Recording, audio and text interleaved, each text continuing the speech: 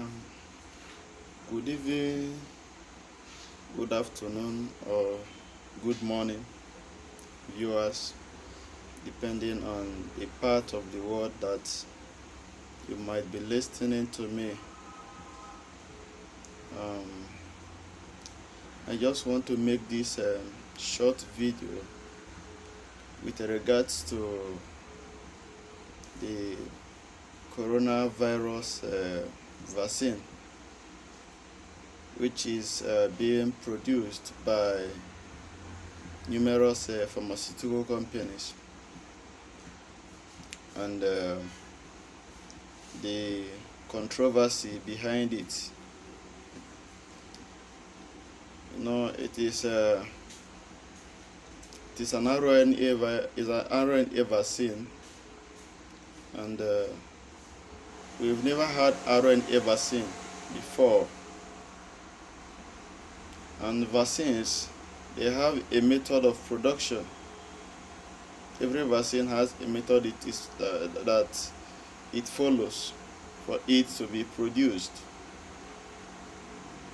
For example, the measles vaccine, what is done to it is that the disease-causing organism, which is also known as the varicella zoster virus, is taken.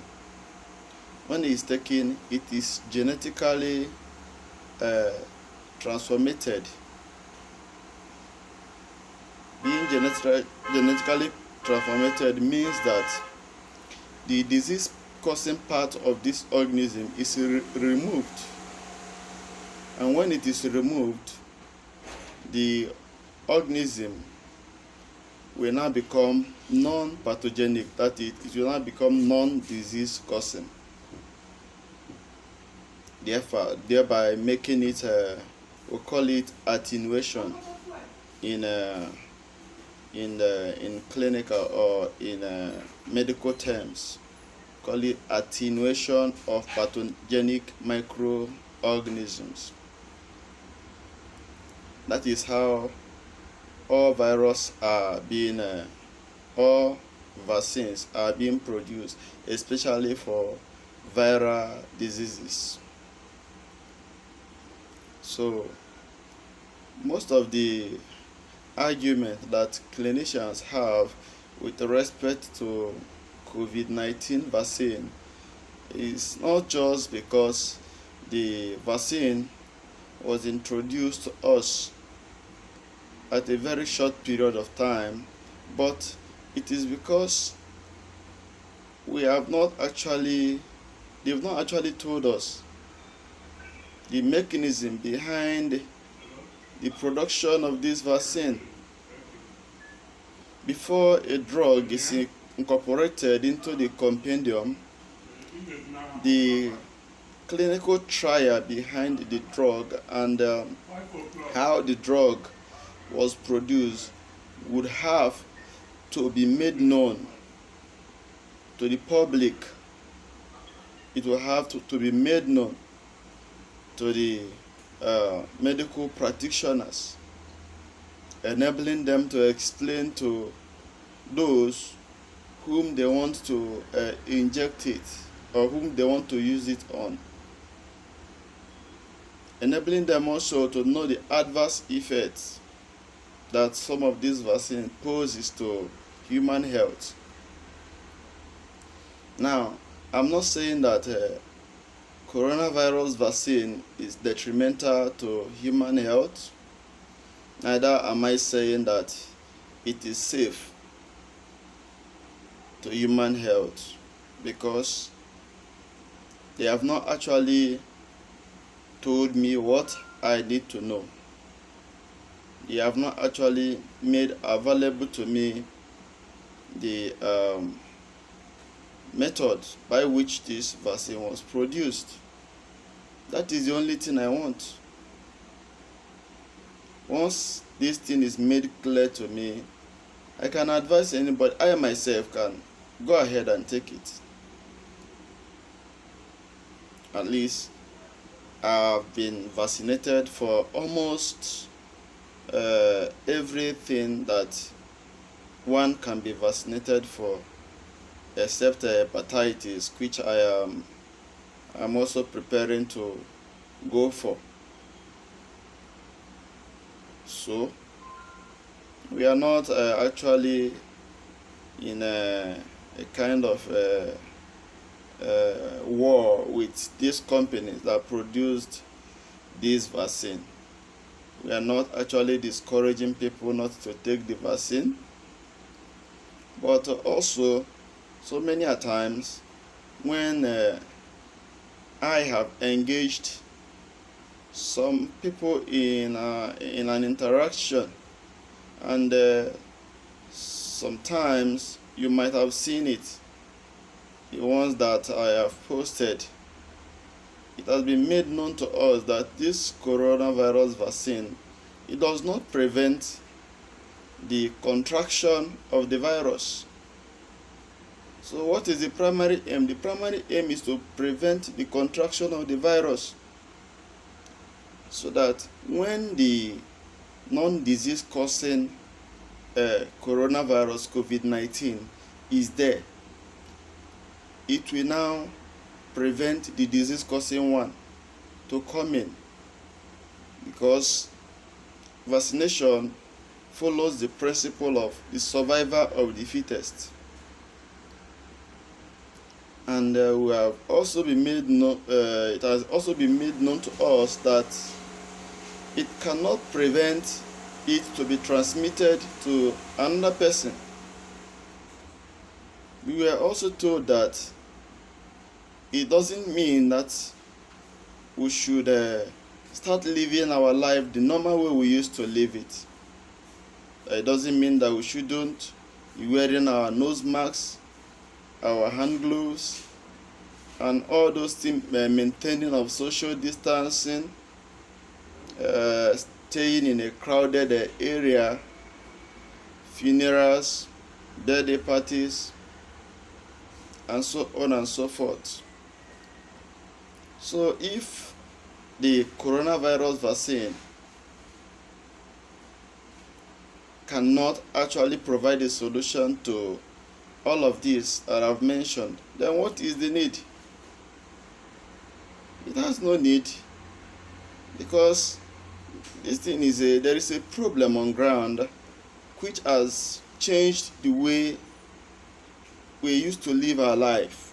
It has altered the human pattern of life, and you are coming up with a vaccine which is supposed to be a solution, and you are still telling us that the pattern of life which this disease has changed, that the vaccine you produce, which is supposed to be a solution, will return the pattern of life to us, that it cannot return it, which means that it is not a solution. It is not a solution. A solution is something that solves a problem. So when there is no solution, it means that the problem will linger. So as far as I'm concerned, the problem is still lingering, and I still want to make this very important. Most of the scientists have made us to understand that this coronavirus virus have started transforming itself into different variants. That is the reason why HIV and AIDS doesn't have a vaccine, because of its ability to transform itself into different variants. It means that if you attack a particular variant, it can transform itself to another variant, which will cause the same disease. And viruses, they are obligate intracellular microorganisms which enters the body and uses the metabolism of the body to replicate itself. And that is the reason why viral diseases are very hard to cure, because the virus is using the human body to replicate itself. So in trying to kill the virus, you'll be killing the human too, because it's an obligate intracellular microorganism. So I still stand by my opinion. It's an opinion. I'm not saying that I'm not a virologist, although I did virology as a pharmacist. It's a course among some of those things that I did in pharmaceutical microbiology, and I find it very interesting. So I know much about viruses because I picked interest about viruses. As a matter of fact, about infectious diseases, so that we know what to tell people who I want to treat with these with the drugs or medicines which has been prepared for these diseases. So there is what is called selective toxicity, which is one of the mechanisms of action behind most antibacterial, antifungal, and so on and so forth. You try to target what the bacteria can survive with that will not harm human survival, and you attack in that area so that you will not harm the human being. That is called a selective toxicity. And the wise man said that once you are able to explain it well, it means that you know it, and it means that it is easy for you. I might not have been able to explain it very well to to your satisfaction, but I can say that I have actually done something to clear our doubts.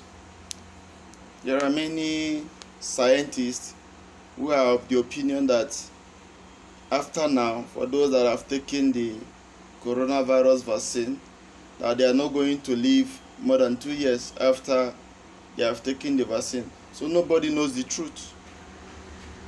Some they are of the school of thought that they want to use this vaccine to reduce the world population in order to introduce the this one is now attributed to religious leaders, in order to introduce the one world system.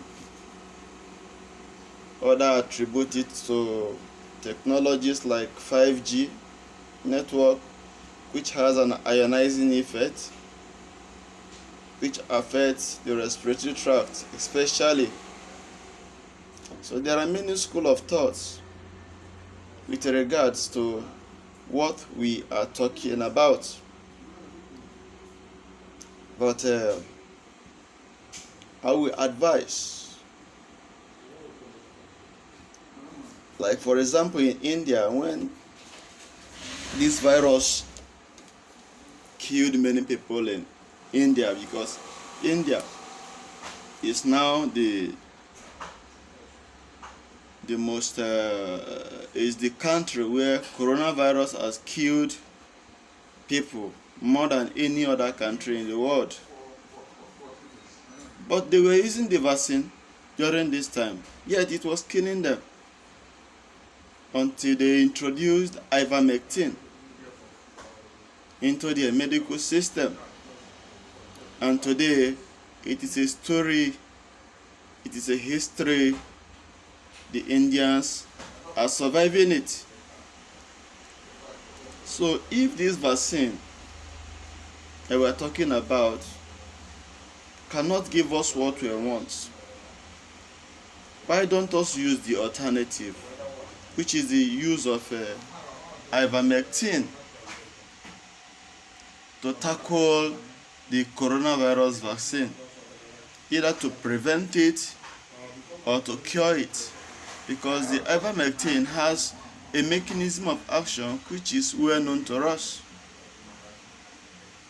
We can explain its mechanism of action, we can talk about its adverse effects, we can talk about the side effects, and so on and so forth. And it is a drug that has been with us for years.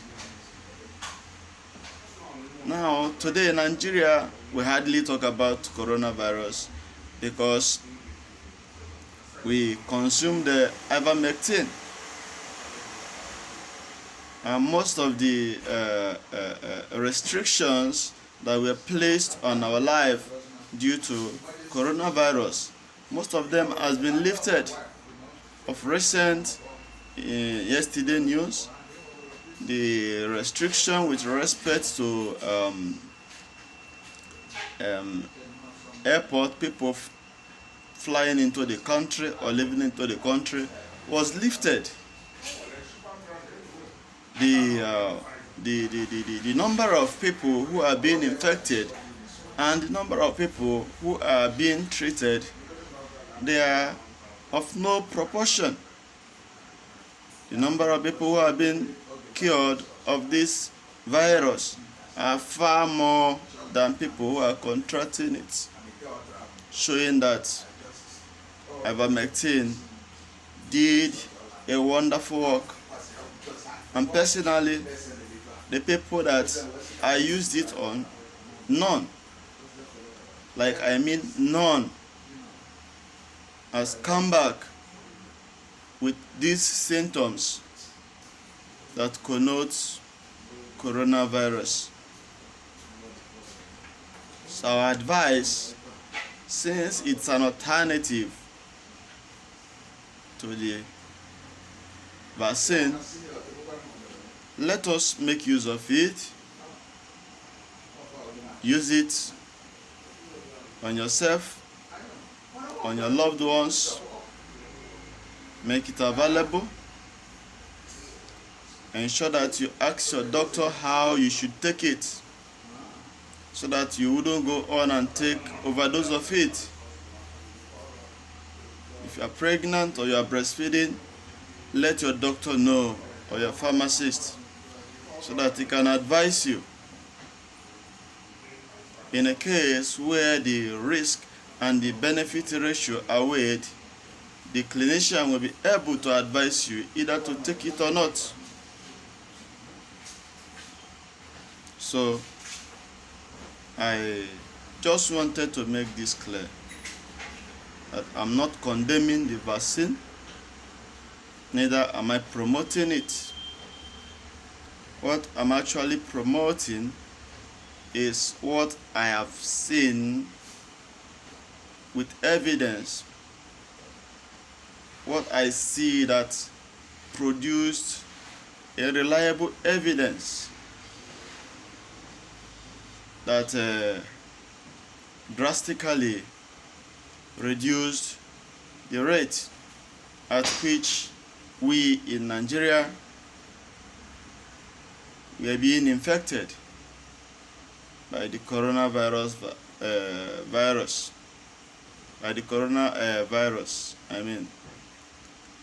You know, when the disease came out initially, you get said that a time shall come when the streets of Africa will be littered with dead corpses.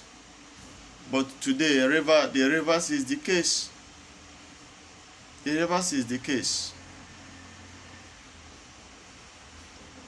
I don't think that coronavirus is one of the problems that we are talking about in Nigeria today. We have some other serious problems that we are talking about.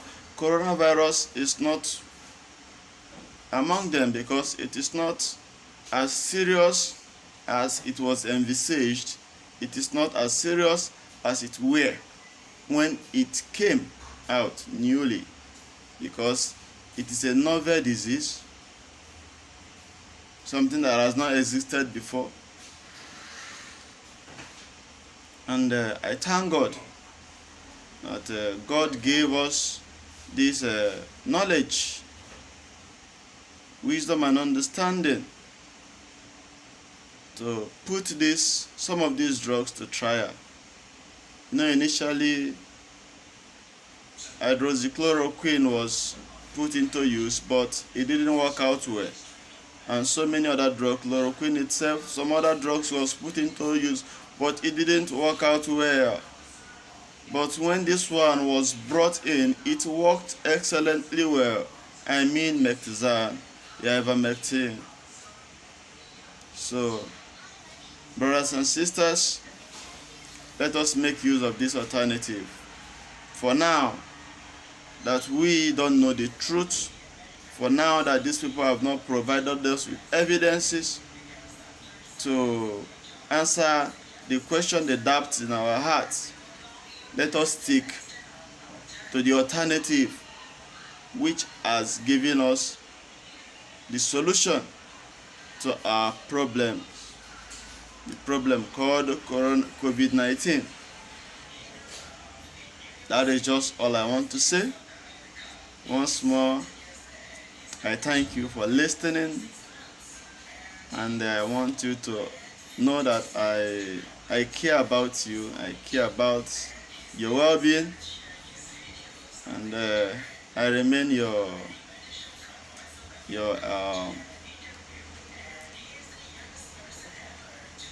pharmacist,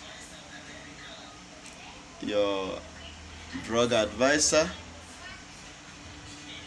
your drug awareness creator. I create awareness with a respect to medicines, which is very important, because once awareness is created, the general public will know what to do. Instead of falling into the wrong hands, we will do what we are supposed to do. So thank you once more, and God bless you.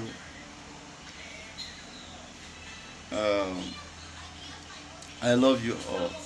Thank you very much. Bye-bye. Until I come your way again, I remain your clinicians, your therapist, anything that you choose to call me. But I just prefer the name a scientist, a therapist, a clinician. I don't restrict myself. In as much as I know how to do something, I go ahead and do it. Because in doing this practice, doing some things have helped to save people's life.